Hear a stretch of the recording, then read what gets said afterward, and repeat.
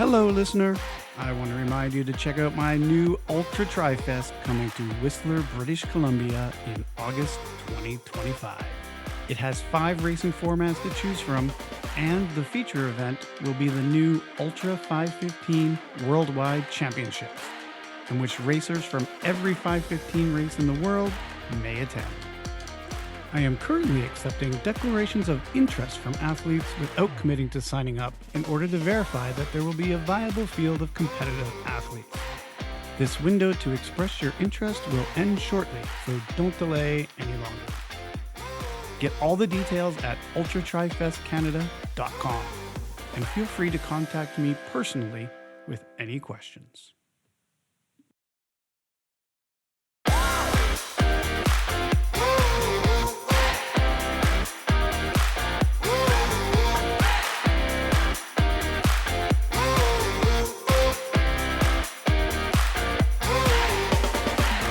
You're listening to 515, the Ultra Podcast, the show that invites you into the lives of people who make up the Ultra family.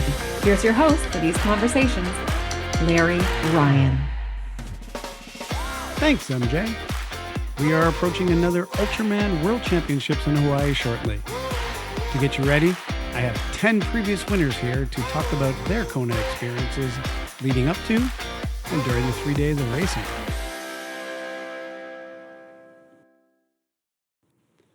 Today, I'm sharing snippets of previous conversations all around the theme of the World Championships.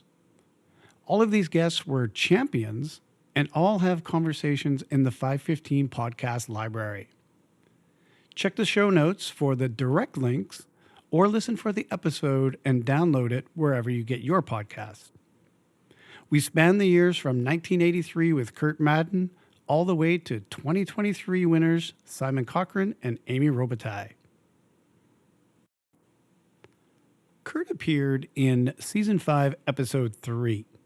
He won the inaugural event in a time of 21:41:02 and again in 1985.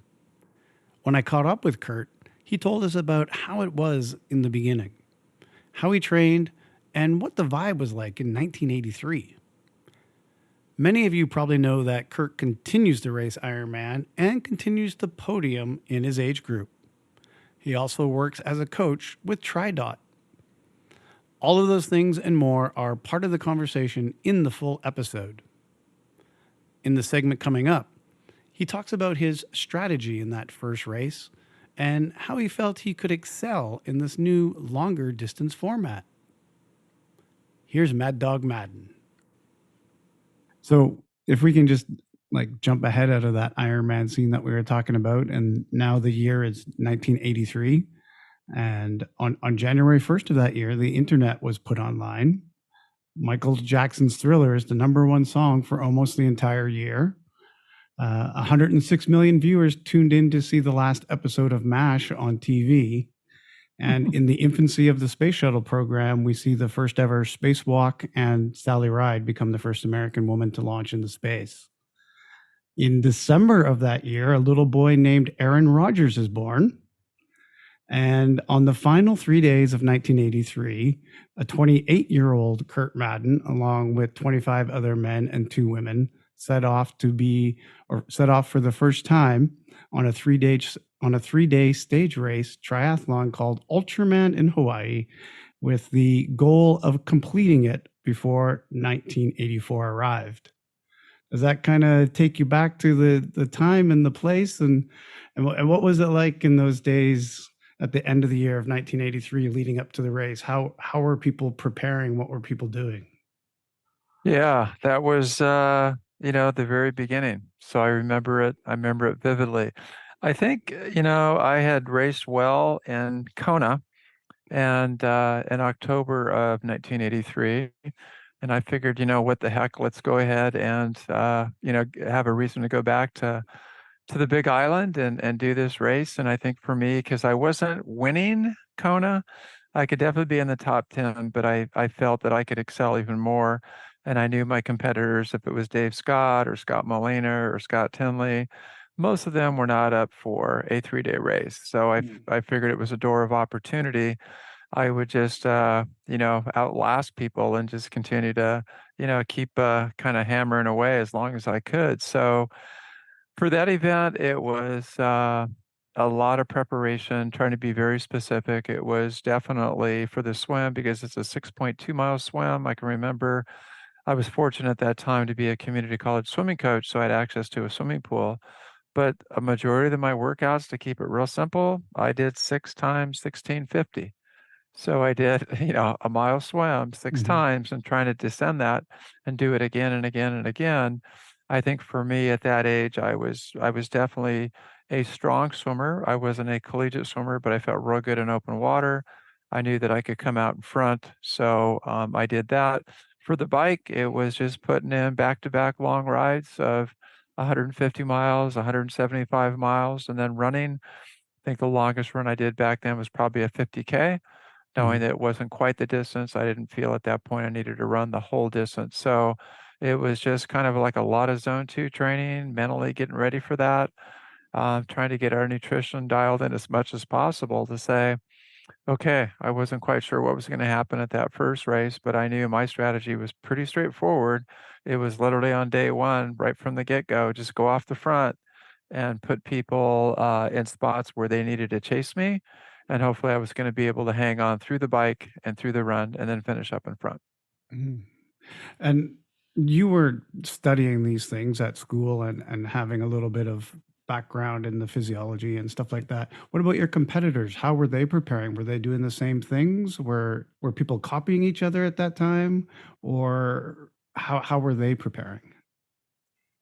I don't really know, to be candid. I don't know what they were doing because I think it was back then, it was a smaller critical mass of athletes. I remember there was one great runner there, Stu Middleman. If you go back into the history of ultra running, that Stu Middleman is a name that really stands out. And I know being over in Kona, probably about a week and a half before, it seems like I ran into a lot of people all of a sudden. And so, kind of taking notes on Stu, and Stu was taking notes Hmm. on me. And I said, like, so Stu, what are you going to do today? And he's like, well, I'm going to go out and run for about 8 hours. And I'm like, whoa, he said he was going to run for 8 hours. I don't think I'm going to run for 8 hours, but this guy's an ultra runner.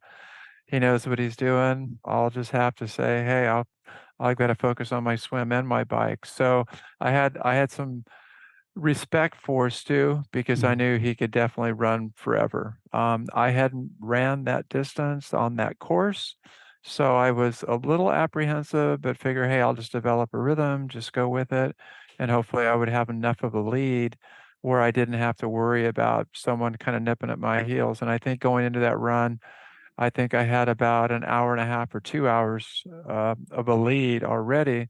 Hmm. So I knew even if we, started that he was going to have to run very well and I was going to have a terrible run for him to overtake me. Mm. And what was the energy like in the days leading up to the race? Were the athletes hanging out together, or were you guys doing little training sessions together, or were you separated and in competitive mode? Like what was going on there? Well, I think the sport was different back then. It's kind of amazing that I'll say this, again, just a matter of fact, it's amazing how when money's not involved, Yeah, there's a different feeling when you're racing. right. When you put money on the table, it tends to change the tone. It tends to change the tenor. There's nothing wrong with getting money as a pro, but Mhm, that was one thing I think going into that race. I had kind of reached out to the race director about was there any prize money. They made it very, very clear to me that there was no prize money at all. So mhm, here I was trying to make money as a professional triathlete, knowing this was going to take a ton of preparation, knowing that getting over there, I would have to, pick up almost everything myself. My sponsors helped me out a little bit with equipment, things like that, and then the recovery after that race. So keeping it that way, again, there was, I think in that first race, there was maybe 30 people. Kona was much smaller back then, but I think it was kind of summer today that people kind of hung around the pier. yeah, They got the latest gossip of who was doing what or what they saw or what they heard.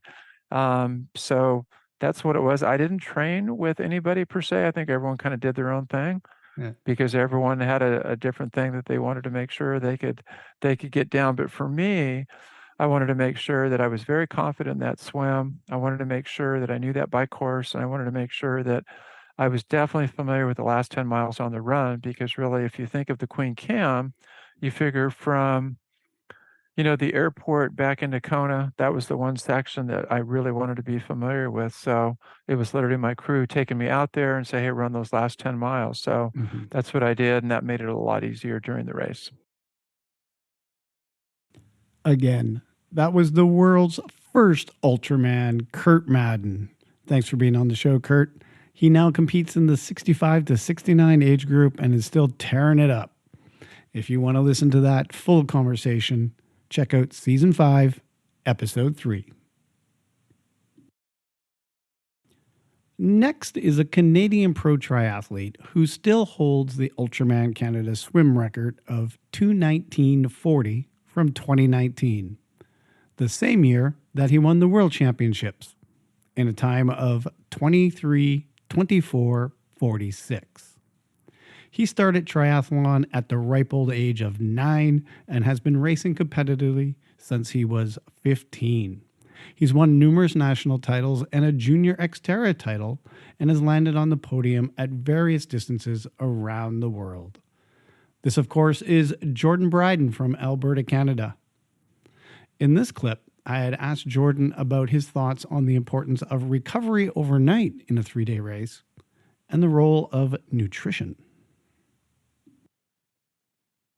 Yeah, no, that's a good point, and something that I do get asked a bit, but I wish more people would ask about, because it's the fourth discipline. It's bigger than the swim, bike, and run at the end of the day, because you need to take that understanding of recovery into the other three aspects. When I am in the swim and I have 3K left to go in an Ultraman like Canada, I'm changing my stroke mechanics, and I'm actually changing breathing patterns to start to adapt a little bit more to the muscular system that I'm going to be using when I'm on the bike. When you're on the bike, obviously, if you aren't thinking about that double marathon, you're going to overcook your legs. And then, you getting through that first marathon, if you overcook it there, like, you're not going to get through that second marathon. So, those points in the race, you have to already be planning whatever it is for you that recovery comes into play. For myself, I then also, after day one, immediately eat. That's the first thing. You don't feel like eating coming across that line. Like, you really, really don't feel like eating. At least I don't. And it's just about like getting as much in you as you possibly can. Like, you got to replenish as many calories as possible. I work with Amp Human. They make a really amazing recovery product. If you haven't seen, Lucy Charles Barclay using it, I'm sure you've seen one of the top performing Ironman guys using their cream. It's a really big game changer when it comes to getting your legs to actually recover and feel better by the next day. If you haven't heard of them, you got to check out Amp Human. I actually have a discount code if you guys want to use that. I'll get Larry to post that. Good. Check the show notes. Yeah. Then, overall stretching, compression. I do bring a recovery pump. Like, I forget actually what the name of mine is. It's like the cheaper version of the Normatex. It all does the same thing. You just sit in those for as many hours as possible after day one and day two. Massage is like good at races if it's provided, but I personally, I don't actually use massage ever in my normal training, so it's not as much of a big indicator. I do find that there's very specific areas that I myself tighten up. My psoas is probably the worst of those. I've had kind of a little bit of a history of tightening into my lower back due to different changes in my bike position, different injuries I've had. So that's something I take a lot of attention to as well in the past couple of years. I find that I used to bounce back as a kid. like we all did, right? And even though I think I'm probably one of the younger guys that's racing Ultraman still, it's starting to wear on me for sure. The recovery aspect, yeah, there's a couple different things you can do in that respect, but also just like really keeping an eye on your nutrition during the day is probably the biggest thing you can do. Not let yourself get too low. It doesn't matter if you drop a bottle, you go back for that bottle in an Ultraman. It's you have to. Like I definitely lost my very first long distance race at Ultra 520. I skipped bottles on the first marathon, and I just felt it was so cool, and the the temperature was low, and I thought I was fine, and oh, this pace is so much slower than what I train at, right? Like it goes through your head, but then it hits you, and there's no coming back from it.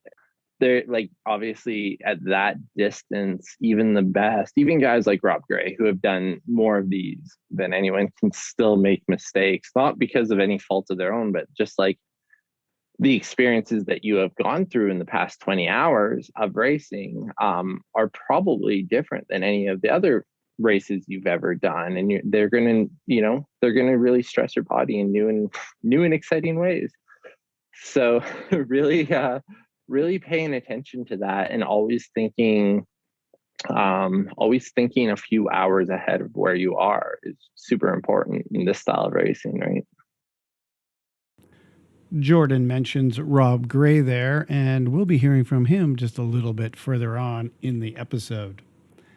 As I said, Jordan won both the Ultraman Canada and the World Championships in 2019, adding to his win from the Ultra 520K back in 2017. Jordan appeared in Season 1, Episode 7, if you would like to go back and listen to that full conversation. Next up is another Canadian who won his World Championship in 2015, which was Mike Coughlin's second trip to the World Championship. His first nearly ended before it began, while training in Hawaii just 13 days ahead of the 2011 World Championships. He had a fairly serious accident with a car. In this part of our conversation, Mike is reflecting on how he experienced the spirit of the Ohana as they rallied around him after the accident leading up to the race, offering all sorts of help, which inspired him to a second place finish. And it's more than, I guess, your crew that's uplifting you. It's this whole race at that point, because they all wanted you to succeed. I can only imagine what that was feeling like for you. I can understand why it would be difficult to maybe even put that into words. Yeah. I'm like, as I said, I'm getting some goosebumps going back 10 years now, right? It's this weekend, or would be this weekend. And it was 10 years ago that happened, and I can just put myself right back in those moments. The uncertainty of not knowing if my legs were going to work, when on the bike, and then I was pretty sure that this one was going to be okay. But on those first pedal strokes up the hill on the bike, at race effort, and in particular, the double marathon run, I didn't run a step between the accident and the day 3. Mm-hmm. And funny enough, I ran about 82 kilometers until it was 2K to go, and my mind knew that I was going to finish. And then all the pain, the same type of pain that I felt when hit by that car, came right back into my legs. It's fascinating. Fascinating to see that, that mind body connection to go 82 kilometers and then be okay. I'm going to make it. And then your legs just like being like, it's like people collapsing when they can see the finish line, right? As opposed to when they go across it. But your mind it got to that point where it didn't have to hide that pain anymore for you. It was like, okay, we're going to make it. And then it just all rushes back. Yeah, for sure. And you were in the race as well. Tell me a little bit about that. Like, you finished second. Yeah, tell me about the actual racing part of it. the racing was awesome. It was so exciting. So the Alexandre Ribeiro from Brazil, who is now the winningest, and I think at the time was the winningest Ultraman World Champion of them all at 6 times total. He was there, and I managed to pass him on day 1 and finish ahead of him, but I was still a fair ways back of Jonas Colting, because yes, Jonas was there and is a front pack swimmer, of course, and really strong cyclist. So he was always going to be out front and for me to chase. And I managed to take some time back on him from day 2, on day 2, but not all of the time. And then unfortunately he developed an injury of some kind, and was unable to finish day 3. But we were all tight. By the end of day 2, we were all within 10 or 15 minutes. And I think I was in the middle of that, ahead of Alex, but behind Jonas. And on day 2 in particular, that Alex had, he took me aside after day 1. It's like he puts his arm around me. It's like, fantastic ride, blah, blah, blah. Make sure you kind of take it easy on day 2 at the beginning. It's a long day. And I was like, thanks, and of course at the time I was ready to negative split that ride. It's, the first 40K are downhill, so it kind of naturally sets up for a negative split anyway, with lots of climbing towards the end. But then we get out, I don't know, about 40 minutes into the ride, and he's gone. And he took a flyer, and I didn't worry about it. Bided my time. I had my plan, and sure enough, I reeled him in, and we got to the Gulches, and it's about 100 miles in, and that's still another, 60, 70 miles, whatever, 80 miles to go, and uphill. And so I'm like, okay, this is no problem.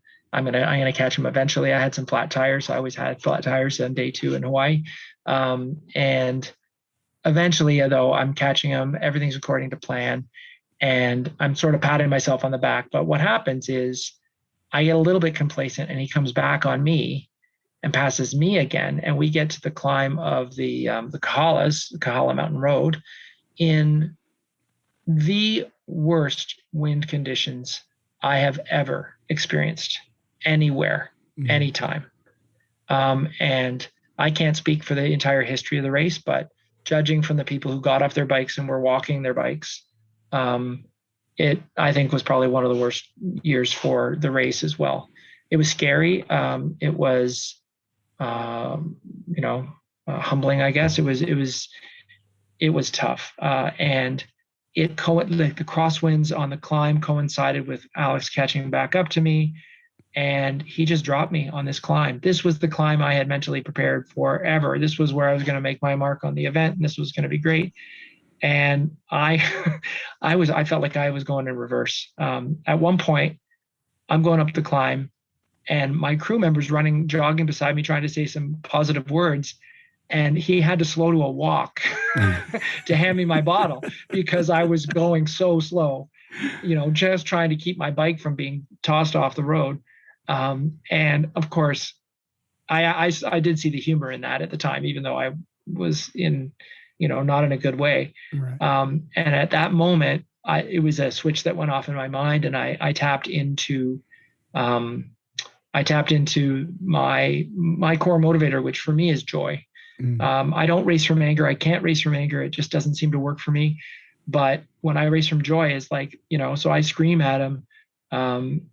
This is awesome. This is why we're here. I love this stuff, and I just dug in, and it wasn't pretty, but I can honestly say I gave 100% of my effort up that climb.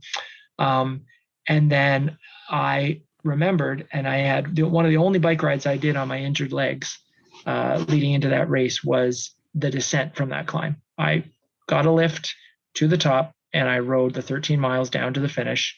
I figured it was going to be easy on my legs, but I needed it for my nerve, right? Put me on the windiest, craziest spot on this course and let me get my nerve back for riding a bicycle.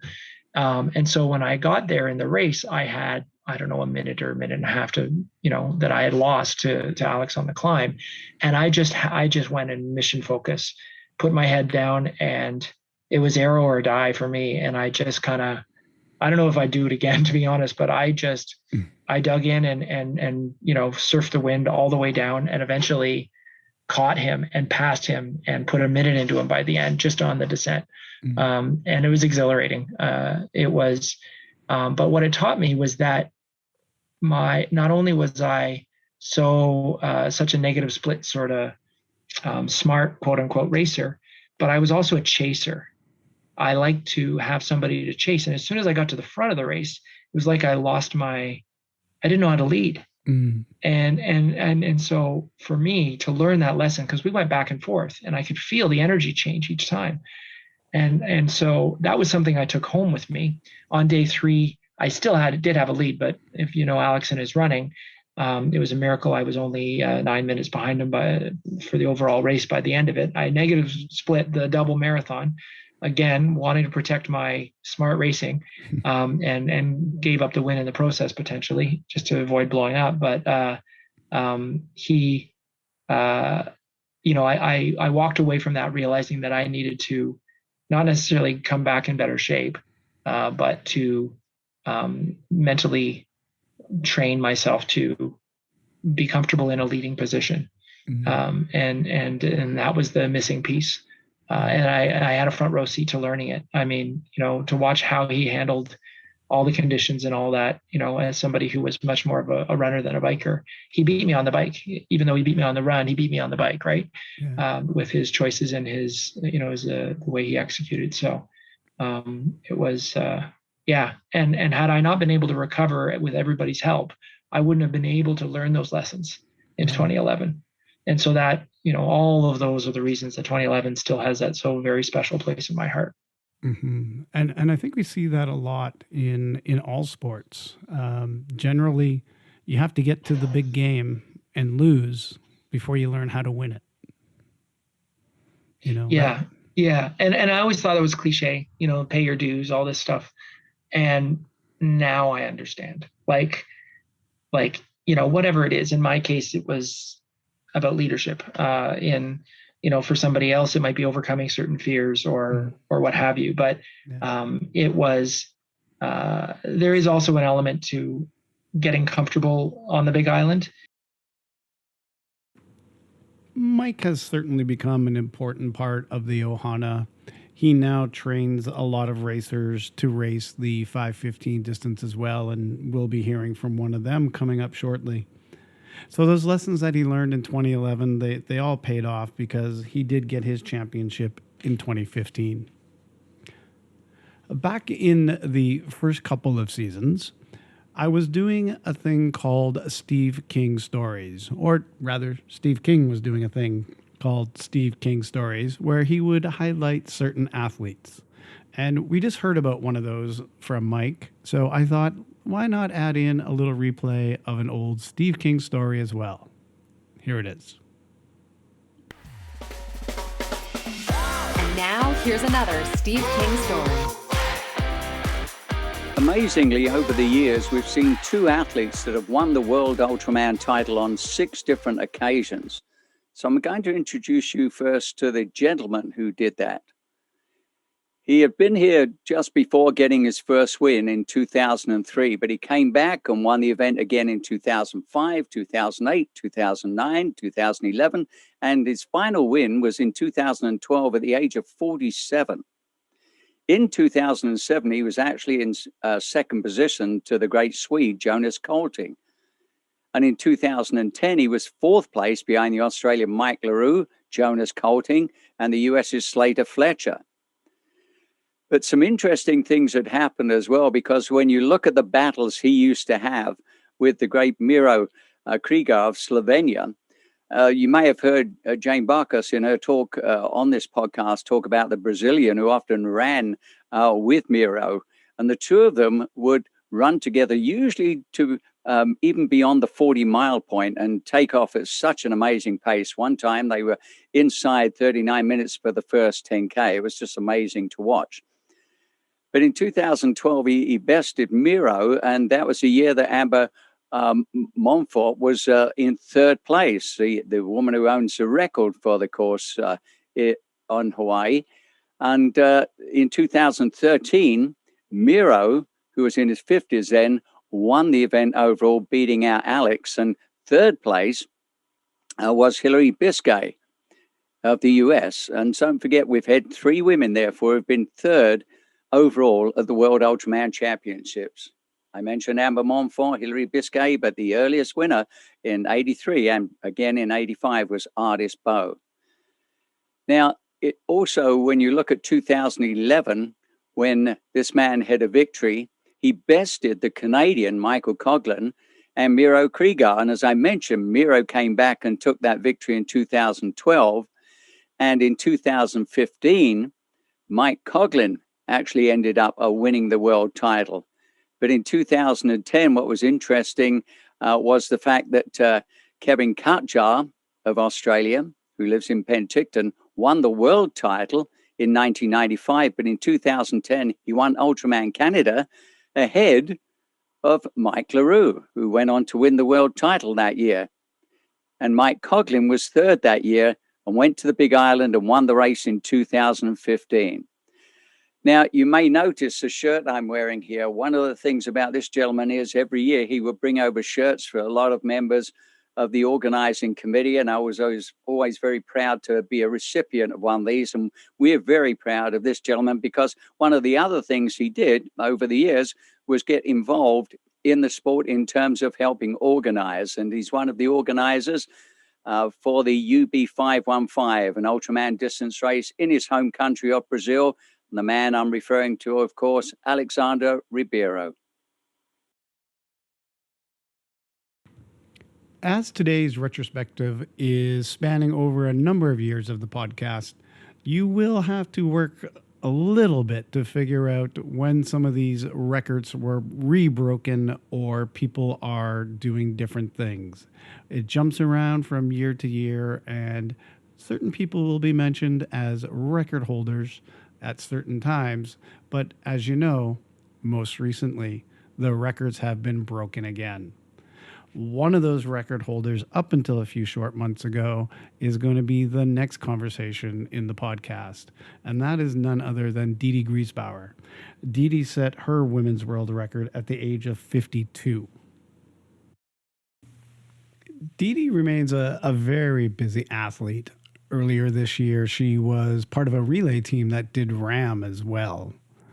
She was going to be on our female roundtable discussion earlier this season, but I unfortunately scheduled that recording for the day of her anniversary, so she was not able to attend.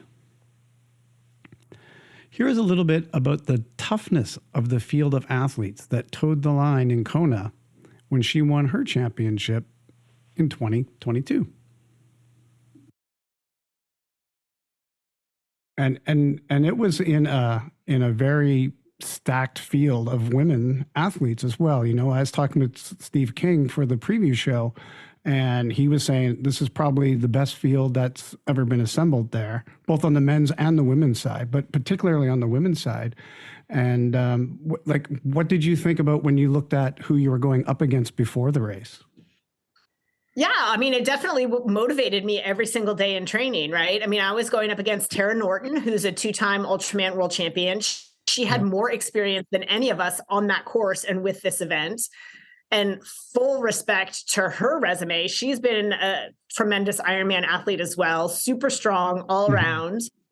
Leanda Cave, who made it quite public, she was going for her 5th world title. She's got 4 world titles on her resume. I had none. So they're going up against a 4-time world champion, right? I'm like, well, let's see, 4 world championships and I've got nothing. Okay, great. That seems good. So again, great motivator. And then I was aware of Antonina Resnikoff. I know she went into Ultraman Florida trying to get my world record at that event. She didn't come away with it, but if you're talking, world records, she hasn't raced a ton, so there wasn't a bunch of information on her, but I knew she'd be tough. And then, I mean, there's just the whole field. You never know what's going to show up for you on race day. So I knew that the potential in the women's race was very, very strong. But when you get to the actual execution of the race, I just prepared the absolute best I could. And I was very lucky to show up healthy. And very lucky that we executed across, 3 days and it worked out. Yeah. Mm-hmm. But it was a great field. It was a hugely talented field. And that was an inspiration day in and day out in my preparation. Yeah. And when I was looking at the times, you were like third out of the water at 2:49.53, which I understand was just a terrible swim for a lot of people that were behind you. And you were second overall at the end of day one and 14 seconds behind Rob Gray. And he came out of the water around the same time as you. You must have spent the most of the day with Rob Gray. Is that what happened out there on the bike? Yeah. So I came out of the swim and looked at the time and thought, oh, dear Lord, that's just dreadful. I was hoping for in and around 2.5 hours. But the conditions on the day they weren't favorable. And thankfully for the people at the front of the race who were, relatively strong swimmers, I mean, it was still tough, but we got through it. I felt for the people there were people in there for 5 and very close to 6 hours near the cutoff. And I just thought, oh dear gosh, I couldn't fathom being in the water for that long. So credit to those that persevered and carried on. I came out of the water. I wasn't really concerned about Rob, to be honest. We came out of transition almost together. I think he was a little bit behind me and immediately shot past me. But on the climb up to Captain Cook, I kind of went back by him and we exchanged. He lives in Boulder. I know who he is. We've done a ride together a few years ago, but I don't know him well. But we exchanged kind of pleasantries. And for the first, I'm going to say 20 miles, we were back and forth a little bit. And then as we got towards Ocean View, I think I hadn't seen him for quite a while. And I was in front of him at that point. I hadn't seen him for quite a while. But when we turned and started the descent down into South Point, he went flying by me on the descent. And he's a monster descender, like just so confident and poised. And I was like, okay, be careful, be careful, be careful. So I think he was at that point probably 2 to 3 minutes in front of me. Like I would still occasionally see his crew. So our crews would see each other quite a bit. Right. I hadn't seen him because he was behind me. So I think he was maybe a minute or two behind me for a while. And then he overtook the lead on the descent and was a couple of minutes in front of me. But I did continue to see his crew. And it wasn't until probably 15 miles left on the climb up to Volcano that I would start to sort of catch glimpses of him on the climb on some of the straighter sections. But again, I wasn't focused on Rob. Rob wasn't focused on me. He knew who he was competing against. I knew who I was competing against. He laughs and tells the story. In retrospect, he works with Matt Bottrell as one of his coaches or advisors. And our squad works quite a bit with Matt Bottrell, advising on aerodynamics and some cycling specific stuff. And so my coach, Julie, told me that as soon as day one ended, Rob Gray was texting Matt Bottrell being like, dude, she's not human. He kept looking over his shoulder at me and tells the story afterwards. He's like, I was doing VO2 max efforts to try to drop her and she just kept staying there. Again, my focus wasn't on Rob, but we had a great sort of camaraderie. After I crossed the line, I went straight over to congratulate him because we did spend a lot of time in proximity to one another and with our crews back and forth. So was there a lot of communication back and forth, mostly amongst the crews to him and, his crew to me. And I went over and I was like, massive day, man, like great riding. And he looks at me, he's like, you nearly broke me out there. He's like, I'm not sure I want to congratulate you. And we took a couple photos together. It was funny. I was day 2 when he went down. I didn't see it happen, but I saw it very shortly after. He was on the ground and like there was a motorist like checking his helmet, not like perceivably for cracks and like head brain injuries. And I actually felt like I was going to throw up when I saw it. And I put in such a surge to get to his crew, who I knew was up front. Oh, yeah. And so I literally put in an effort and it ended up being like a half a mile. I saw his crew and I'm screaming like a crazy person, like, Rob went down. You have to go back. Rob went down. And I'm so glad he's okay. There's such a camaraderie amongst the athletes at Ultraman. And you don't like to see another competitor go down. Thankfully, he was okay, and he actually came out on day 3 to sort of cheer a little bit for the athletes, which I so much respect for him. So he'll be back. I mean, he was great for me because, again, he had experience on that course. And so a couple of times I saw him on day 3 and I was asking for bits of advice as I was in the middle of the race, and he's kind of looking at me like, what is with this girl? But he's full respect to Rob, and I hope he comes back. I know he was gunning for the win there, and I hope he gets it. I hope he comes back next year and gets it. Yeah, and I know the other athlete that went down as well, Barry Berg, is like right here in my backyard in Vancouver, and I was talking with him about, how's the recovery going, and he hadn't left Hawaii yet. Like, he ended up staying there for a couple of weeks. To same as like with you, you can't really fly given some of those injuries, and hopefully by now Barry's feeling better. Yeah, I think he had said at award, he did come to awards. I did not see, he was a little bit behind me when he had his accident on day 2 and was much more severely injured, obviously, than Rob. I think he had a partially collapsed lung, which again, you can't fly with that. Yeah. So he had said at awards that he was going to be, and it is like, everyone's like, oh, Crimea River, you're stuck in Hawaii, but you want to get home after something like that. You don't want to be there. You want to be home with your family and your support network. So, my heart goes out to him, and I hope he has by this point made it home. I think mid-December, he said he was going to be able to get home. So I hope he has made it home by now. Yeah. So yes, Barry did make it home and he recovered. I know that he still has unfinished business at the Ultraman World Championship. And while he's not going back this year, I'm sure he'll be back there sometime soon. So Dede appeared in season 3, episode 13. If you want to go back and listen to those, she had a lot of great stories, including an accident of her own happening at an Ironman. And she talks a lot about the experience of doing the announcing for Ironman, which I found fascinating. So again, episode 13 in season 3, you can go back and listen to Dede on all of her fantastic stories. We were just talking about Rob Gray in that competition with Dede, and he does have a couple wins as well. He has a 2016 Florida win. He has a second place in Hawaii that same year, and he did win in Hawaii in 2017. So when I caught up with him, we were talking about different racing strategies, and this is what he had to say.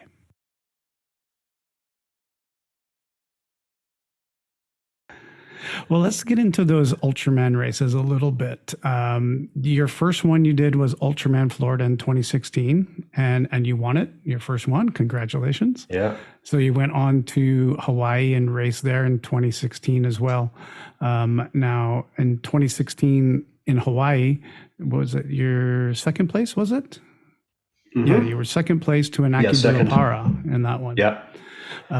So what did you learn from those first two races in 2016? Because you came back in 2017 and you had a really great race. So what do you think you learned in those first two races?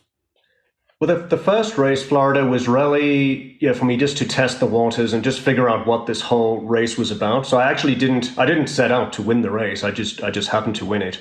Mm-hmm. But my goals were twofold. I wanted to qualify for Hawaii because I'd wanted to do that race since I heard about Ultraman. And then I wanted to really figure out the logistics, the teamwork, how the recovery would work between the days, mm-hmm. and the pacing and all that sort of stuff. So I had a theory about how I would execute it. And in that first race in Florida, that was really the thing I was focusing on. I didn't really prepare as much as one should for an Ultraman race. I think I probably averaged maybe 12 hours a week of training. Mm. So I focused on quality, but I arrived I wasn't in like super shape. I was in adequate shape, obviously, but it allowed me to know what I had to do between then and November in order to really succeed and prepare for Ultraman. So that was a good learning. Another good learning out of Florida was to always bring a spare bike, which I did. I was supported in that one by Diamond Bikes. So they drove down. They're a U.S. bike manufacturer. They're based in Des Moines, Iowa, and they drove their Diamond van down and supported me. So we had all these spare bikes, so it wasn't an issue. And on some part of day 2, my aero bar just snapped, which is just crazy. Like, when does that ever happen? Oh, wow. And so it was irreparable, and we had to change bikes. Okay. And I think if that hadn't happened, I would have been inclined to just try and wing it and bring a lot of spare parts, but not bring 2 bikes to the other Ultramans. And yes, because that happened, I've always have 2 bikes with me. Yeah. And that's one of those tips that people that are listening to the podcast like to hear and learn from, so that they can figure that out. Sometimes people are like, oh, I'll just bring a spare chain, and that doesn't usually cut it. Yeah, I mean, I bring the spares because it's really a last resort to swap bikes. So I do have sufficient spares, and that those are coming useful as well. But yeah, the spare bike is just, you don't want to prepare a whole year and go to the expense of racing an Ultraman and then not be able to finish it because something happened to your bike. Yeah, you don't want it to be a mechanical. So, so that's 2016. 2017, you came back and you were in the lead after day 2 with Arno Sulikov 24 minutes behind you. And in third was Jeremy Howard, who you had a 40-minute lead on. And I think most of the people listening to the podcast now, they got an idea of who Jeremy is and they know he's a great runner. What was on your mind that evening of day 2 in 2017 at the Ultraman? What kind of strategies were you thinking of for the double marathon? Yeah, well, the interesting thing about Jeremy is he has an unusual combination of being a great swimmer and a great runner. Yes. And then he's a little bit weaker on the bike compared to the other 2. He's not a weak biker, but just compared to his swim and his run, that's really the only opportunity to make up time on him. Like if you're me. So even before the race, my strategy was to just do what I could on the swim, because it's just going to be what it's going to be. You can't really change much, other than your preparation, and then really focus on the bike and focus on being able to recover well. Because if I'm going to ride hard enough to put the time needed into Jeremy, which I needed at least 40 minutes, I thought, probably more in the back of my mind, I would really need to be able to ride a lot harder. So I'd focused that. I executed well on that, on riding harder, and I arrived on that evening of day 2 with that 40-minute lead, which is it's a really nice place to be. But knowing what a good runner he is, I knew it was just going to be very marginal, even with that big of a lead. And with Arno sandwiched in there as well.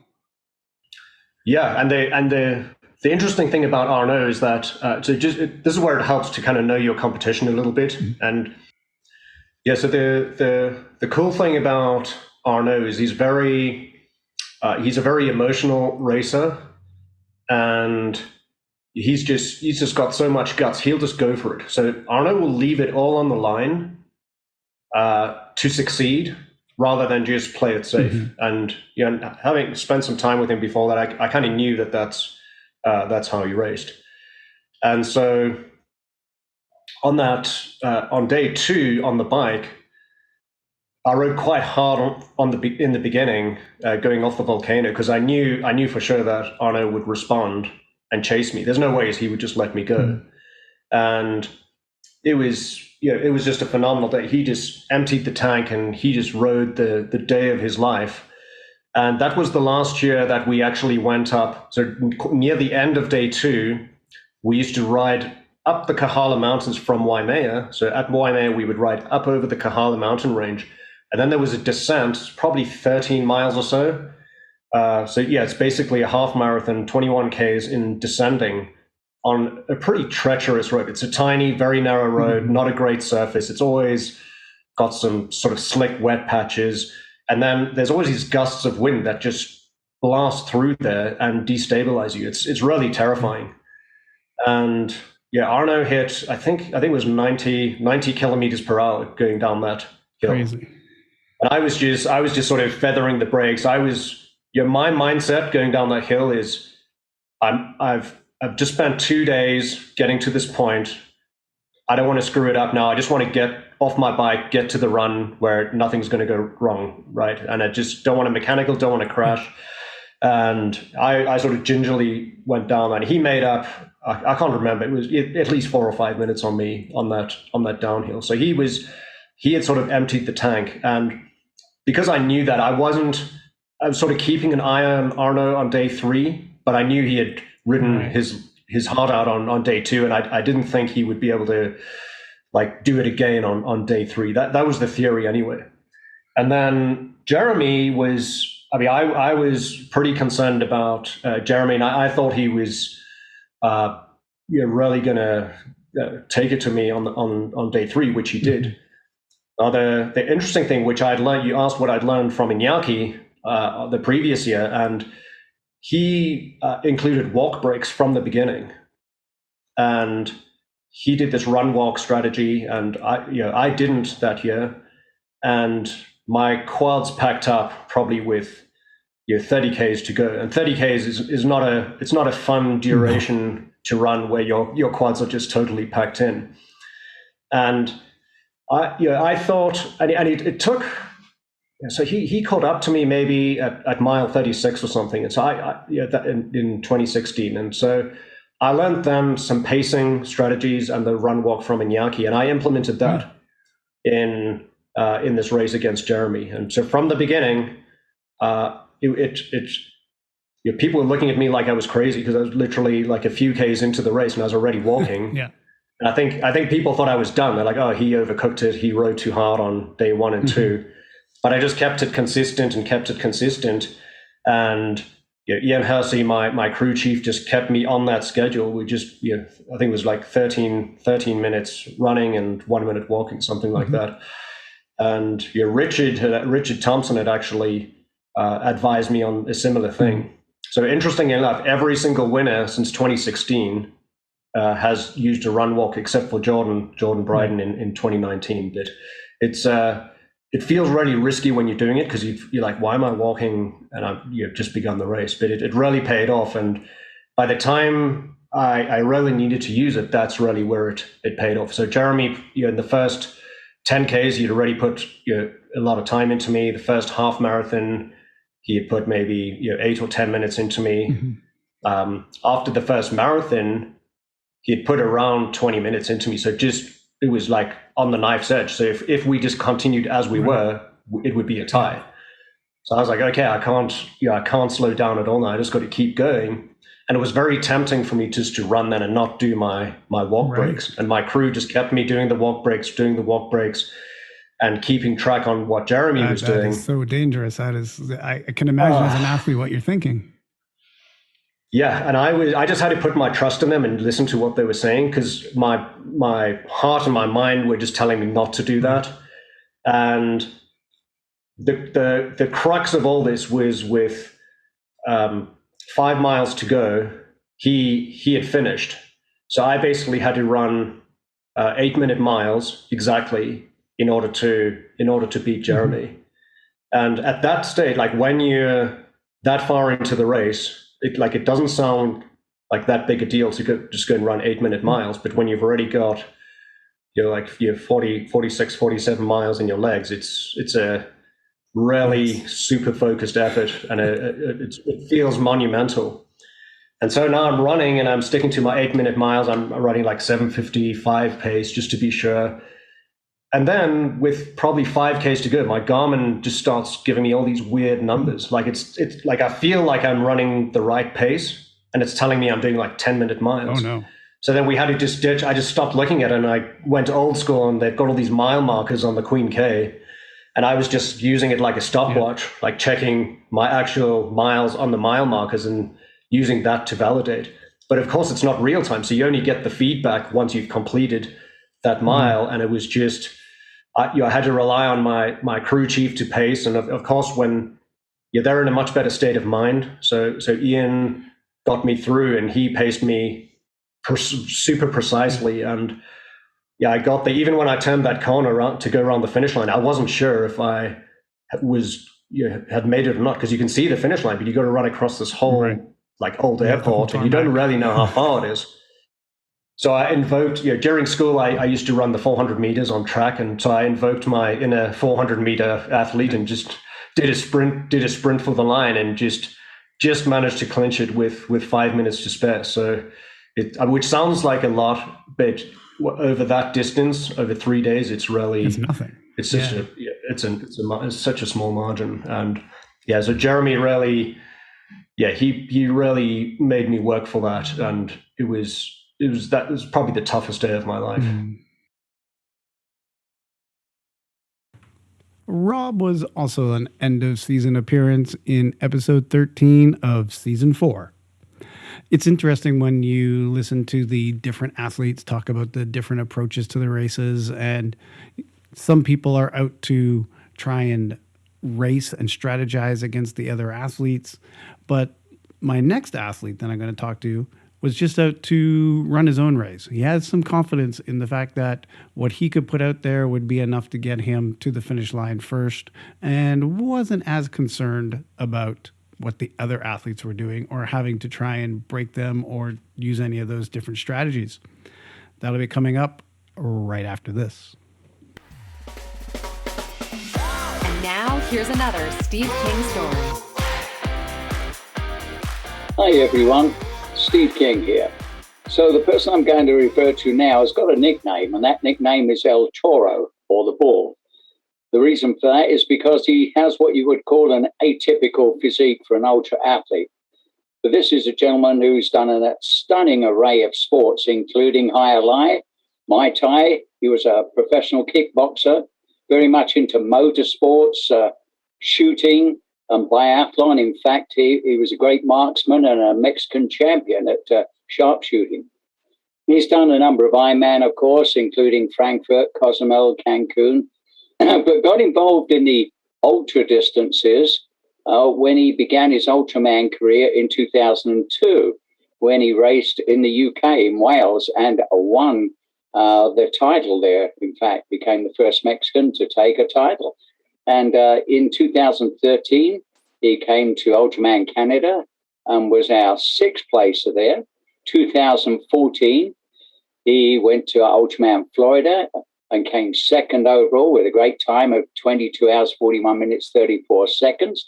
And that was to Chuck Kemeny, who became later on the race director of that event as well.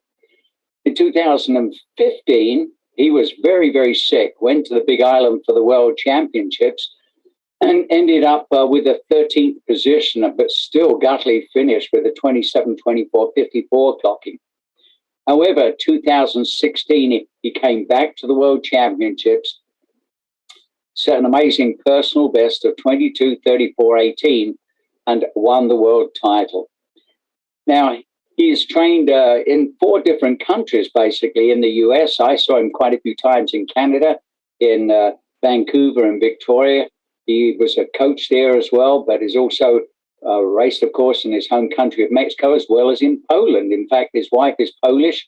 They met in Barcelona. His wife is Kasia.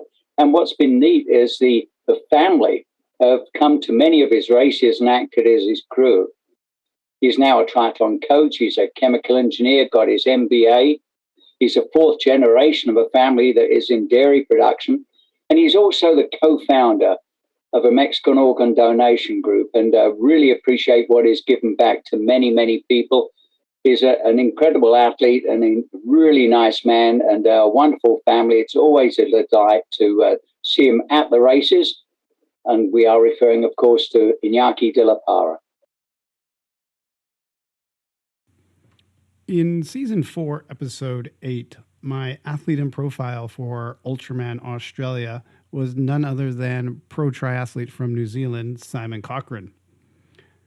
In our conversation, he talks about some of the background that he had and how he's moved on to ultra events, his professional Ironman career, and he shares a little bit about how he used that training from Ironman to get ready for Ultraman. Here's what that conversation sounded like just prior to his event in Australia. Well, it sounds like you put a lot of planning into this. Obviously, you're a pro. You're not going to come into this just to complete the race. You're probably looking to go out and do your best. There's going to be some good competition there. I know that you've been training with someone who is a two-time winner at Ultraman Australia in Carl Reed. Can you tell me a little bit about maybe what he shared with you to keep you near the top of the ranks here at the race? Yeah, well, I think we're both pretty similar in, I guess, the way we approach just the no bullshit side of training. It's, you got to put in the big days, the big weeks, and we've been putting in hard work year after year. So it's not coming into it and, I guess, expecting more than, I guess, going in and expecting to do well, because I have the background and I do understand how the build-up has gone. And yeah, I've done plenty of training with Carl, and I think that gives me the confidence to know that I'm on the right track as well. But as you say, there's a few competitors there with a lot more experience over the Ultraman distance. But in saying that, I'm confident in myself and excited for the challenge. Yeah, one of those competitors is Richard Thompson, who's been very vocal about trying to go sub 20 in an Ultraman race. I'm not going to ask you to tell me about exactly what you think he'll do on the race, but in general, do you think sub 20 is possible on the Ultraman Australia course? I think throwing times out there is a silly idea, really. Not only because every course is different. I mean, the conditions are different. If you get some sections of the road where there's roadworks that are different from other years, if the weather's up, the swim can be 30 minutes slower if there's currents and waves. But I mean, hey, yeah, I'm aiming to go as quick as I can. And time-wise, I'm not too sure. I haven't really even looked at times or other people. I'll just go in and, yeah, I'll go hard for 3 days and we'll see how quick we can go. So are you going in with the idea that you will be racing the field, or you're going to go in and run your race? Both. I think my strength is having the confidence in just running my own race, and that will be competitive. If I stick to my plans, I'm confident that will be a competitive race. One of the things that really makes a difference between the people that are out there struggling and those that are going out to complete and those that are going out to really compete is the mindset that they come in with and the way that they're able to overcome those things, like a current or a roadwork or multiple flats or whatever it is. What sort of stuff do you do to get yourself in the right mindset for one of these long races? Yeah, I think some of the 100-mile ultras and 24-hour ultras teach you mindset and staying positive very well. If you want to run a good 100-mile or 24 hours, you're going to have to deal with a lot of, I guess, ups and downs throughout the day. So it's just having the confidence and having done that and overcoming a lot of situations in the past. But then also in your longer training sessions, it is focusing on the race and just thinking about what can go wrong, but staying in the moment. You can only control what's happening at the moment, and there's no point worrying about anyone else or anything that could happen. Yeah. All right, spoiler alert here. Simon went on to set the world record at Ultraman Australia, and he didn't just crack the 21-hour barrier. He cracked 20 by finishing in a time of 19:48:47. That is your new world record. And like my next guest, he holds most of the Australia records. My next guest is the female pro triathlete who also won in Australia, also won in Canada, an outright win, and has also won a world championship in 2015 with a time of 24:16:27. I am, of course, speaking about Kate Bevilacqua from Perth, Australia, who's been on the show a couple times. Kate is known around the 5:15 circles as the last person who was accepted into the Ultraman World Championship without a qualifying race, as she did the Ultra 520K race the year previous. And that's just one of the things we talked about in season 5, episode 10, when we were talking her Ultra 515 career. Unlike you, who somehow snuck their way into Ultraman Worlds after a 520K Canada. Yeah. I feel like I may have been the last person to be able to do that. I think you may have been, yeah. What did you learn in Canada? Because you're always learning, and I think you talked about some of the things that went wrong for you in Canada, despite the fact that everybody thought it went perfect. What kind of things did you learn in Canada that then helped you in Hawaii to go there and become the women's champion at the World Championship? So it just backing up a little bit with what you said about getting into the World Champs. I had originally, when I signed up for Canada, it was Ultraman Canada. So it was during the time that I had registered for the event that it actually changed. So Steve had contacted me and said, look, this is the situation now. And I said, no, I'm still committed. This is what I want to do. So I feel like that had been taken a little bit into consideration with being able to go to That's when Steve Brown was doing the Ultraman Canada and switched it over to Ultra 520 when he left the branding. Yeah. Correct. Yes. Yeah. And so then I had to explain to Simon, yeah, you might have to do another. Might have to do another one. Which was fine. I mean, why not? You can do it. Yeah. But Hawaii, for me, again, I had spent some time on the island with the Ironman, and I was going but not racing leading up to the event. So I had a good opportunity to ride quite a bit of the course, which really helped. But again, I would say it was I took away my learnings from Canada, but there were still things that I was like, oh man, like, did I really do that? Or I should have done this, that I used again for Ultraman Australia, which I feel like has probably been the best of my 3 times I've done an Ultraman. And nutrition wise, not necessarily too bad. But I probably went into the run a little bit overconfident. So I ran too hard to start with. And I didn't have a great run. Like, I definitely should have run, 30 minutes quick, 20 to 30 minutes quicker than I did on that day. And so I really paid for going out too hard in the first marathon. And that was probably the biggest takeaway from that. And that course and that wet, like, one side of the island you're boiling hot, and the next side, we had pouring rain. And I had like jackets and leg warmers on for the long ride on day 2 that I didn't end up taking off.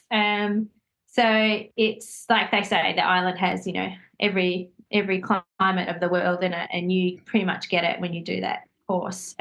So I did come away with the victory, and I was very glad and very happy with that, but it wasn't it hadn't quite hit where I thought I was capable of doing. Yeah. And the year previous, 2015, Hillary Biscay had won the race that year. Had you gone back to her again before going to Hawaii to seek specific Hawaii advice, or did you already get that when talking to her earlier? No, I was seeing her in Hawaii every year at the Ironman World Champs. Even if we weren't racing, we were there. So I was always picking her brain with questions about, the course and, strategies and things you could do, and little things like, so I didn't do it in Hawaii, and, not every athlete would think about it. But in Ultraman Australia, after day 2, after long ride day, there was a pool where we were staying. I actually got in the pool and just went for a swim and, a splash around for 15 to 20 minutes. Like, it was like an active recovery session, and it's not something you would think about doing during an Ultraman normally. But it was amazing how much mentally and physically it made me feel better after that day. Even if it's just a few percent, that would help for the running the next day. Kate was back in season 6, episode 2, when I did my special Women in Ultra episode, where we had a roundtable discussion. And another one of the people who joined us in that was Hilary Biscay, who, of course, was the Women's World Champion in 2013. And during our roundtable discussion, of course, we came back around to Dede Griesbauer. Yeah, I mean, I agree with what these women are saying for sure. I think it seems like each year there's somebody, or every 2 years over the Ultraman distance, there is someone stepping up to raise the bar in some way, be it in terms of speed, be it in terms of the age at which you could go X speed, be it in terms of the number you could do successfully in one season, all those kinds of things. And I do think, though, that not necessarily like the older the better. There is going to be a point of diminishing returns, and I do think, just based on the hundreds of athletes that I've coached over Ironman distance and ultra distance, both running and Ultraman over decades now, I do think we really need to give credit where credit is due. And I would say that Dede doing what she did at 52 was, I mean, a kind of like outlier performance. It's not to say that will never be done by a 52-year-old again, but that was truly exceptional. And I don't necessarily think that, let's go to 56 and 60 and we're going to get faster. Not necessarily. So I do think there is going to be, like, at some point we're going to go over the hump of the mountain, but it is certainly, I think it's an event that does favor the more mature athlete, not just physiologically, but more so probably, if anything, mentally and emotionally, because I think often what you see with like the hotshot young guns who are really speedy, who take on this race, where they fail time and time again, if they do, which they can come out and have an absolute blinder. But when you see those kind of athletes fail, it's because of just all of the sort of uncontrollables over the course of a race like this, that they, I think, don't have the experience or the wherewithal or the perspective necessarily to grapple with the way that your more mature athlete does. And that is really where your more seasoned athlete is going to have an advantage over this kind of a race. I think that Hilary made a really important point when she mentioned, Dede being an outlier, and that's probably the same for myself and for Hilary, because we come from professional athlete backgrounds. So for us to be performing at the level that we did, in some ways, is sort of expected. Again, not at 52, but we've had years and years in a lifetime of doing that stuff. So what we want to see, and what we are seeing now, which is the exciting part, is that people that don't come from any sort of triathlon background are just jumping in and doing an ultra distance event or doing an ultra running event, and that's what's amazing and fantastic.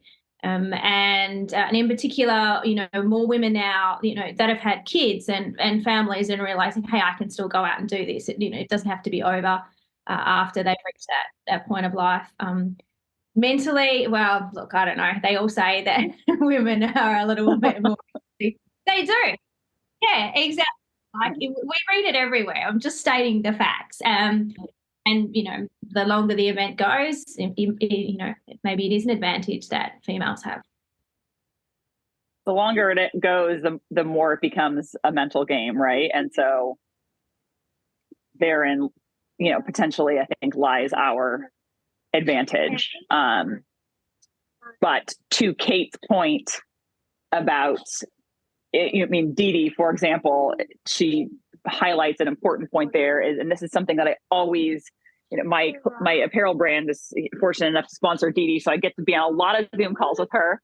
And one thing I always really highlight about that I think is just so important for people to understand is that Dede is a case study in what the results sort of and the look like if you're doing absolutely everything right in the form of, prehab, rehab, recovery, nutrition. I mean, you name it, she checks every single box every day, 24/7, 365.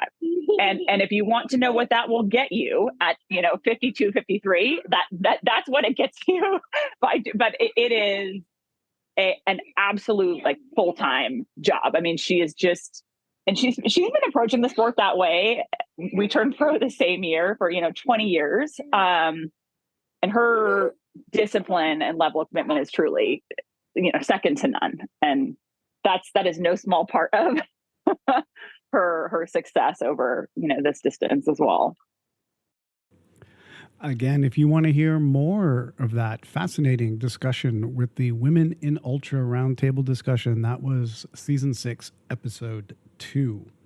And I think they really got to some of the stuff there about the hard work that goes into it, whether it is the professional athlete, like many of these are that are in the episode today, or if it is more the weekend warrior that is striving to be at the top of the podium as well.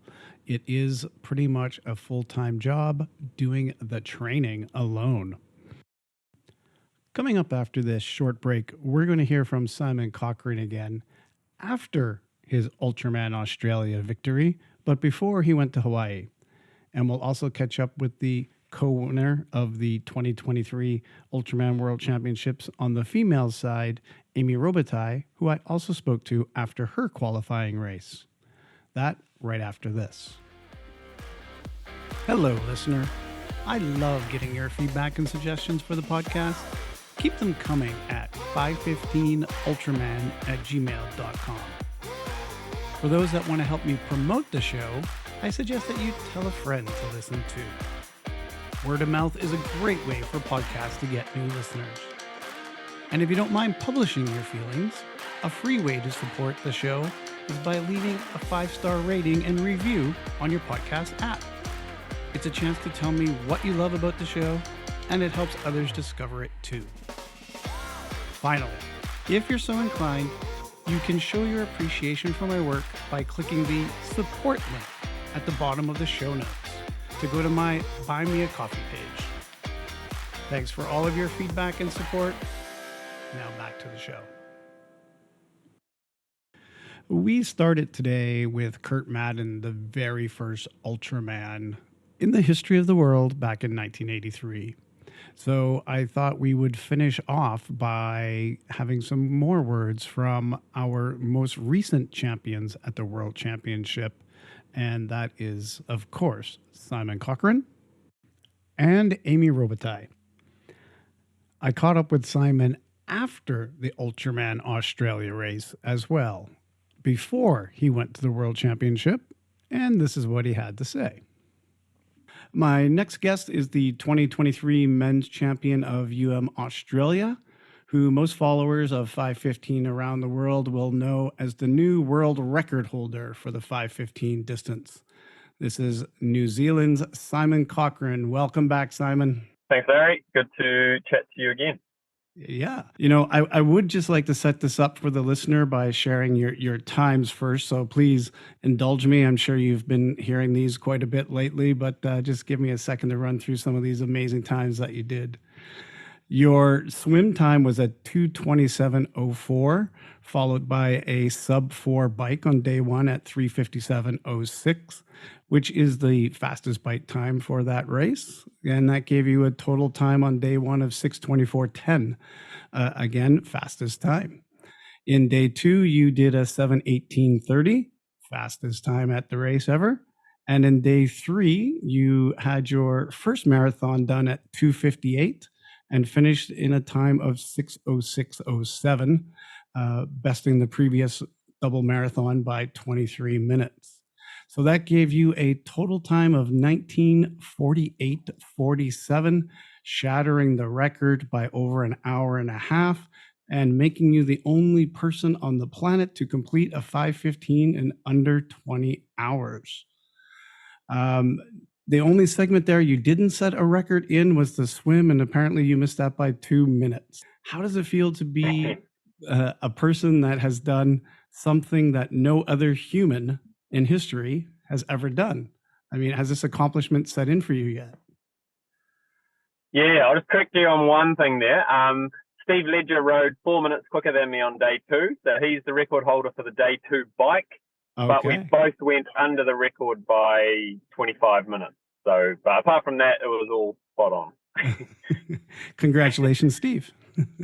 Yeah, he had a very strong ride. And he also did the run, and he crashed on day 1 and had a fractured pelvis. So, yeah, solid finish for him. Very solid finish, yeah.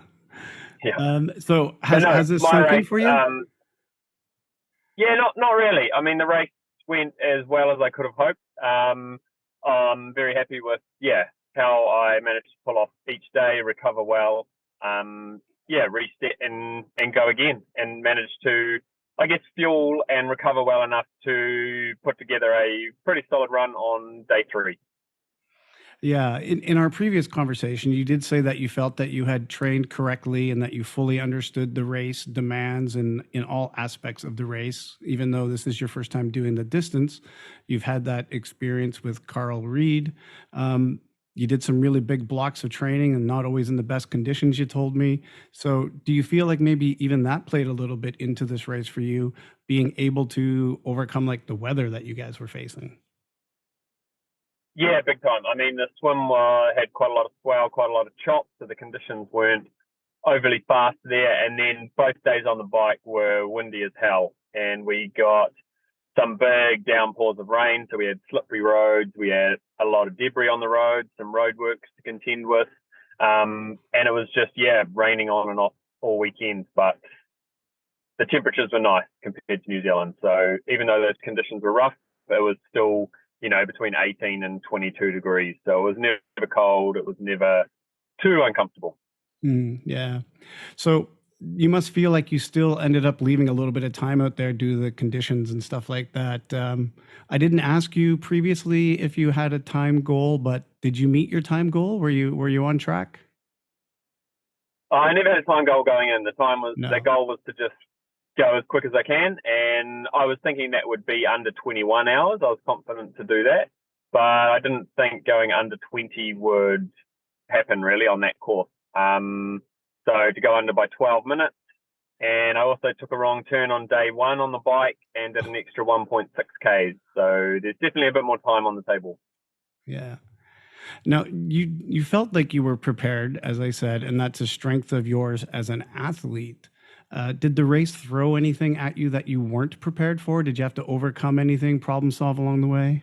No, can't say I did really. Like it did go smoothly. My crew were perfect. My wife Larissa and mum and dad and the kids were awesome out there in the car, supplying me with nutrition at exactly the right spots with directions and a bit of motivation. And then my 3 run paces on the Monday were spot on, same thing, carrying 2 of my bottles, so I had the exact nutrition I wanted when I wanted, and a bit of local course knowledge, which helped with knowing what was coming up with the hills and the slippery paths and corners and that sort of thing. So I would say it went as smoothly as I was hoping. Excellent. Yeah. Now, you're not the first pro triathlete to challenge the 5:15 distance. I mean, especially on the female side. Do you think that there are more people in the pro field that may want to or that should give this distance a go, maybe inspired by your success? Yeah, I mean, I hope so. I hope it becomes a bit more of a competitive race. I mean, I'd like to race some other guys again. It was a shame that a couple of the other top guys didn't quite have the races they wanted and pulled out, I think, on day 1 and day 2. So, yeah, bit of a shame there. Yeah. And that was Richard Thompson, I think, who pulled out on day 2, was it? He wasn't feeling well? Yeah. And who was it on day 1? Another Australian guy, Nathan, who, was ranked fairly highly for this race too. So did you find it hard being out front without somebody pushing you along the way? I mean, and obviously in your Ironman races, there's always going to be someone around you. What was it like to be out there without someone pushing you? No, I came into this race pretty well focused to get the most of myself, get the most out of myself each day. So, no, the internal motivation was there. I was ready to hurt for 3 days if someone was an hour up the road or an hour behind. Well, a lot of people listen to this podcast for the stories of the people involved and for the tips that they can get to get through the distance themselves. As a coach at Athletic Peak, what would be your number one piece of advice that you would give an athlete preparing to do this distance? Yeah, I think needing to get some of the bigger one-day training sessions or back-to-back day training sessions in. Just chatting to a few of the other athletes there, I was quite surprised that I talked to a couple of guys and their longest swims had only been around 5Ks. And when you're talking a 10K open water swim, like that is a big step up when you haven't done, at least 8, 9, or even a 10K swim. And same with the bike and run. If you're looking to complete it, then yep, that's fine. But if you're looking to compete, you're needing to put a bit more volume into the body, and also to test nutrition over those longer sessions and days. Mm-hmm. Yeah. And how was your swim? Like when you get in those open water swims, sometimes a 10K swim can become 11K if you don't have the right guide or the currents are pushing you around. What was your Garmin reading or what you use? Yeah, it was about 10.2K, so I was pretty happy with that. And the time I think was bang on. If you take that 200 meters off, I probably would have got the record, but yeah, it is what it is. There was quite a bit of current and swell out there, so all in all, yeah, I have to be happy with that. Yeah. And I'm sure we just talked about you coaching at Athletic Peak, that maybe people that have been following you now at the race are wondering if you're taking on clients right now. Yeah, I've had a few inquiries this week, and do have a few spots left, but yeah, starting to get quite busy. But yeah, always feel free to reach out and we'll see if we can help out in any way. Excellent. So what's next for you then? Are you going to be tuning up for your next Ironman season? I know you talked about wanting to do some of the other ultra marathons like Badwater. What's going to be the next big goal for you? Yeah, it's hard to know. Obviously I'd love to go and race Ultraman Hawaii later this year. But it seems that there's a bit of politics into the qualification process around Ultraman Australia and whether it's an official qualifier and whatnot. Mm-hmm. But yeah, I feel I deserve to be on that start line to race the best in Hawaii this year. Otherwise, there's so many other awesome events out there that I can aim towards. I'd still love to race some Ironman this year, but also maybe some multi-day running events even, and have a crack at some of those. Oh, excellent. Well, I'm sure you've got a whole bunch of new followers now that will be trying to see what your next exploits are. Thank you once again for coming and telling us about your race and even in the preview race. It was great speaking with you, the new world record champion of 5:15 distance, Simon Cochrane of New Zealand. Thanks again. Thank you. Good to chat. So I got to say that I respect the fact that Cheryl and Dave Cobb at Ultraman Hawaii held to their belief that everybody has to do a qualifying race through one of the other Ultraman races, whether it be Arizona or Florida or Canada, in order to qualify for Hawaii. It probably would have been pretty easy to take a pro triathlete with the world record and put them into the World Championship, but they want to protect their brand races. So Simon did come up to Canada to race a qualifier. He broke a whole bunch of the records there as well, and then went on to Hawaii and, of course, won in Hawaii. And the female champion of the worlds this year is none other than Amy Robitaille, who also qualified through racing at Ultraman Canada. Amy, of course, was the outright winner of Ultraman Canada in 2022. Her time in that race was 24:47:16. I had the opportunity to speak with her at the finish line. Here's a piece of that conversation. Now I'm joined with Amy Robitaille, the Ultraman Canada 2022 champion. And women's champion, but the champion of this race. How does it feel to be crowned champion of an Ultraman? Pretty unreal, actually. Not what I was expecting, especially to be overall champion is something that, I just didn't expect that to happen at all. But here we are. Magic. Magic. Got Ultraman in your head, or who? It's usually a who. Yeah, who was Mike Coughlin. Former Ultraman Mike Coughlin.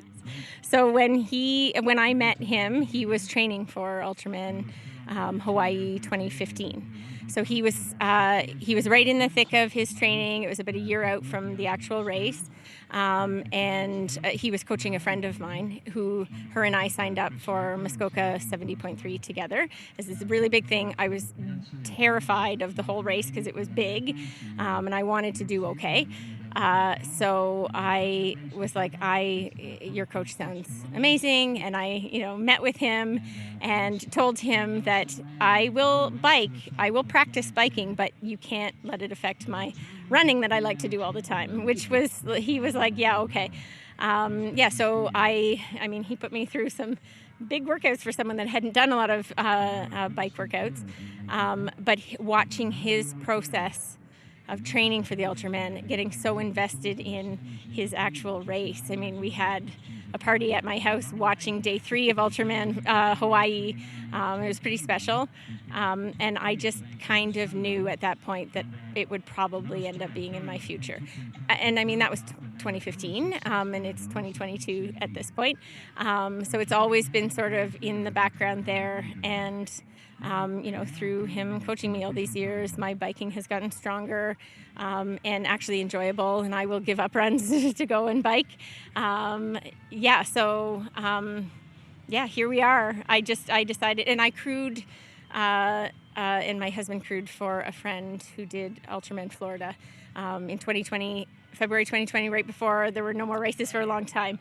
And it was such an amazing experience because it's about more than just the athlete, right? And I knew I'm just a sucker for that kind of thing. So I knew at that point, I'll probably end up. And I mean, this place is so amazing. I knew, and I'd never been to BC, so I knew Ultraman Canada was signing up or applying to it was a big deal. Like, are they even going to think I'm, worthy enough to do this race? And there were a few drinks poured when they said yes. So. That's great. And Mike did come along, and he's here crewing because that's what the Ohana do. Tell me what it was like to have him here since he's been on this journey with you. When I asked him if he could make it work with my other amazing crew members, and he said, yeah, I can make it work. I want to be there. I was thrilled and didn't really, he was like, so what will my role be? And I was like, I'm not good at assigning, designating, whatever, because I just felt like it would come together, and it sure did. Even from going through the course and things to expect on the course, and because I just arrived here on Tuesday, his experience here, but also knowing me for 7 years as my coach certainly helped. And my husband has told me that in the van over the last 3 days, his knowledge of, okay, she's going to be at this point at this time, his crazy math calculations also have been handy, and just knowing what the athlete needs. I didn't know what I needed in some cases, and he was like, you should do, at this point you should really be focusing on nutrition, that ride into Princeton. And I was like, okay, I need to do, something to focus on other than the headwind and whatever. So and then of course at the turn in Princeton to go north, he ran beside me as I was biking and said, okay, your Garmin says 6:58 right now. The women's record is 9:03. You have 30K out, 30K back. You do the math. And I was like, oh no, this is a thing now. I can't, how amazing would it be to anyway, so, and it did work out, and there is magic involved in that. But yeah, so to have him, I guess, geeking out on the stats really helped. Yeah, and you did set the record with an 8:45.19 on that day 2 bike, so that's amazing. I know, yes, like you're saying, Mike, knowing the course and knowing you is probably the best thing that could happen for an athlete, because sometimes coaches will come but they don't know the course, or people that have accrued before know the course but they don't know the athlete.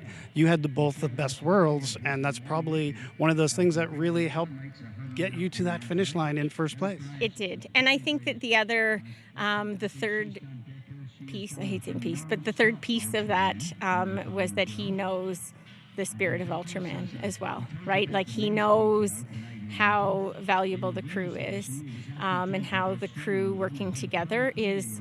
I mean, my crew, I can't even describe how amazing every one of them were in this whole thing, and him having that experience and knowing, you know, and it's about the other athletes too and their crews, him having that, bringing that experience in, and my husband having crewed before as well. That really, I mean, you can't, you cannot, I could not have built a better crew.